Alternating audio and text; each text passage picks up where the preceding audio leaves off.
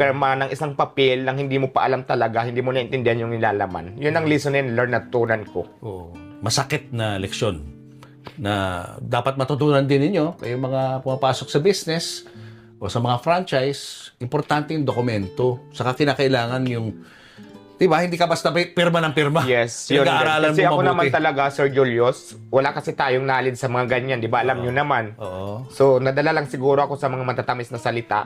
Kasi maganda naman yung plano talaga. So, yun lang. Oo. Oo. Pero okay ka naman. Okay naman ako. Kinakaya mo. Kahit na mahirap. Yes, kaya ko naman, kaya. Oo. Palaban naman ako talaga. Pero yun nga kasi, ang sama lang sa loob ko dahil, di ba, hindi na nga ako nakinabang. Magbabayad pa ako ng, di ba, pinaghirapan ko. Oo.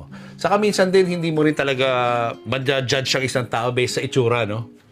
Sa galing magsalita, Yes, sa itsura ng pananamit, tama. hindi rin sapat yun eh. No? Kailangan